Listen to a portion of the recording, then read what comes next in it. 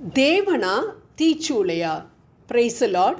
அப்படியே எது நிகழ்ந்தாலும் நாங்கள் வழிபடுகின்ற எங்கள் கடவுள் எரிகின்ற தீச்சூளை நின்று எங்களை மீட்க வல்லவர். தானியேல் 3:17. நாம் சந்திக்கும் பிரச்சனைகளிலிருந்து விடுதலை பெற தேவையான வழிமுறைகளை தானியேலின் புத்தகம் 3ஆம் அதிகாரத்தில் காணப்படும் ஒரு அதிசய சம்பவத்தின் மூலம் ஆண்டவர் நமக்கு தெளிவுபடுத்துகிறார். அதை நாம் இப்பொழுது தியானிப்போம். நேபுகத்நேச்சர் என்னும் வேற்றின அரசன் ஒருவன் ஒரு பொற்சிலையை நிறுவி அதை அனைவரும் தாழ விழுந்து வணங்க வேண்டும் என்றும் அவ்வாறு வணங்காவிடில் அவர்கள் எரிகின்ற தீச்சூளையில் போடப்படுவார்கள் என்றும் கட்டளை கொடுத்தான்.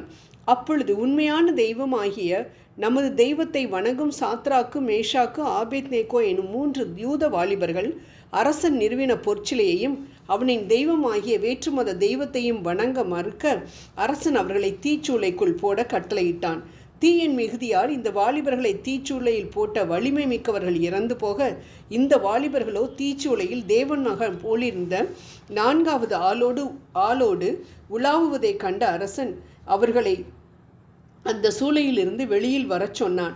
அந்த 3 வாலிபர்களும் ஒரு சேதமும் இன்றி தீயின் மனம் கூட அவர்களிடம் வீசப்படாதவர்களாய், தலைமுடி கருகாதவர்களாய், ஆடைகள் தீப்பற்றாதவர்களாய் வெளியில் வந்தனர். அப்பொழுது அந்த அரசன், இவர்கள் வணங்கும் கடவுள் புகழப்படுவாராக.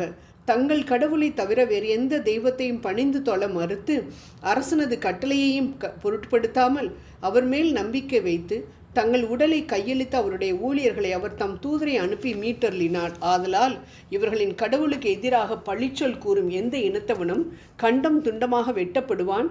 இதுவே என் ஆணை. ஏனெனில் இவ்வண்ணமாய் மீட்கின்ற ஆற்றல் படைத்த கடவுள் வேறொருவரும் இல்லை என்று கூறி இந்த வாலிபர்களுக்கு பெரும் பதவி அளித்து சிறப்பித்தான் என தானியேல் 3ஆம் அதிகாரத்தில் பார்க்கின்றோம். இவ்வாறு ஒரு பெரிய அற்புதத்தை நிகழ்த்த இந்த வாலிபர்கள் செய்த காரியங்கள் அநேகம் உண்டு. அவற்றில் மிக முக்கியமான ஒரு காரியத்தை மட்டும் உங்களோடு பேச நான் ஆசைப்படுகின்றேன். அதாவது, தங்கள் தேவனை தவிர வேறு எந்த தெய்வத்தையும் பணிந்து தொழ மறுத்தார்கள் இந்த 3 வாலிபர்களும். அன்பானவர்களே, இதை கேட்டுக்கொண்டிருக்கக்கூடிய உங்களில் அநேகர் கூட சொல்லலாம், நாங்கள் கிறிஸ்துவ மட்டும்தான் வணங்குறோம், வேறு எந்த தெய்வத்தையும் நாங்கள் வணங்கலை, பின் ஏன் எங்களது குடும்பத்தில் மட்டும் அதிசயமும் அற்புதமும் நடக்க மாட்டேனுது, எப்படி ஜெபிச்சாலும் எங்களை விட்டு அந்த பிரச்சனைகளெல்லாம் போகவே மாட்டேனுதே, இந்த வாலிபர்களுக்கு நிகழ்ந்த அற்புதம் போன்று ஏன் எங்கள் வாழ்க்கையில் ஒரு அற்புதம் நடக்கவில்லை என்று அநேகர் கேட்கலாம். அன்பானவர்களே, இந்த வாலிபர்களுக்கு முன்பாக 2 காரியங்கள் காணப்பட்டன.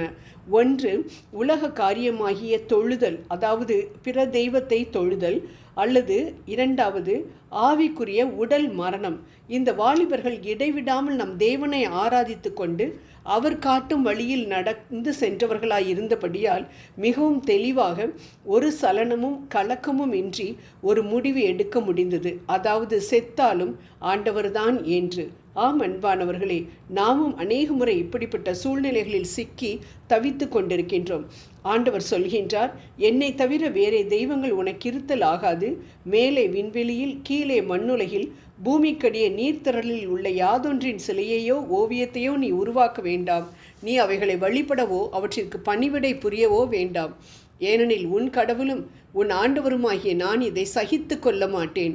என்னை புறக்கணிக்கும் மூதாதையரின் பாவங்களை பிள்ளைகள் மேல் 3ஆம் 4ஆம் தலைமுறை மட்டும் தண்டித்து தீர்ப்பேன் என்று விடுதலை பயணம் 20 3-5 வரை கூறுவதை நாம் பார்க்கின்றோம். வேறு தெய்வம் உனக்கு இருக்கக்கூடாது, அப்படியிருந்தால் நான் உன் சந்ததியே தண்டிப்பேன் என்று ஆண்டவர் கூறுவதை நாம் அநேக நேரம் உணர்வதில்லை. பிற மதத்தினர் செய்யக்கூடிய காரியங்களை நாம் செய்யும் பொழுது நாம் வேறு தெய்வத்தை வணங்குகின்றோம் என்று தானே அர்த்தம். நாள் பார்த்தல், நேரம் பார்த்தல், ஜாதகம் பார்த்தல், நட்சத்திரம் பார்த்தல், ஜோசியம் கேட்பது மற்றும் நமக்கு செய்யப்பட்டிருக்கின்ற செய்வினையை எடுக்க மந்திரவாதிகளின், அதாவது சாத்தானின் பிரதிநிதிகளை நாடுவது போன்ற செயல்கள் நாம் கிறிஸ்தவர்களிடம் காணப்படுவது மிகவும் வேதனைக்குரிய விஷயமாக இருக்கின்றது. வல்லமையுள்ள தேவன் நம்முடன் எப்பொழுதும் இருக்கும் பொழுது அவர் வல்லமையை எலுமிச்சம் பழத்திலோ, கயிற்றிலோ, தகட்டிலோ, தாயத்திலோ எப்படி கொணர முடியும்? நம்மில் வாசம் பண்ணக்கூடிய நம் தேவன் நமக்கு நிச்சயம் விடுதலையை கொடுப்பார் என்று யாக்கோபுக்கு விரோதமான மந்திரவாதம் இல்லை, இஸ்ரவேலுக்கு எதிரான குறி சொல்லுதலும் இல்லை. எண்ணிக்கை 23:23. உனக்கு எதிராக உருவாக்கப்படும் எந்த ஆயுதமும் வாய்க்காதே போகும் என்று சொல்லக்கூடிய தேவனை விட்டுவிட்டு பிற மதத்தினவர் செய்யும் வழிபாட்டினை நாமும் செய்து அந்நிய தெய்வத்தை மறைமுகமாக வழிபட்டால் எவ்வாறு நம் தேவன் அதை ஏற்றுக்கொள்வார்? அதனால் விளையாட்டிற்கு கூட இந்த வார ராசி பலன் கைரேகை பார்த்தல், குறி கேட்டல் போன்ற காரியங்களில் கிறிஸ்தவர்களாகிய நாம் ஒருபோதும் ஈடுபடக்கூடாது என விவிலியம் தெளிவாக கூறுகின்றது. ஜெபம் செய்வோம். தீச்சுவாலை போன்ற கண்களை உடைய எங்களது அன்பு தெய்வமே, பிற மதத்தினர் செய்யக்கூடிய காரியங்களை செய்து உமது இடத்தில் சாத்தானை நிறுத்தின எங்கள் குற்றங்களுக்காக எங்களை மன்னியும். எங்கள் முன்னோர்கள் செய்த இப்படிப்பட்ட குற்றங்களினால் வந்த சாபங்களிலிருந்து எங்களை விடுவியும். இனி ஒருபோதும் உம்மை வேதனைப்படுத்தாதபடிக்கு வாழும் வாழ்க்கையை எங்களுக்கு அருள வேண்டுகின்றேன். ஆமென்.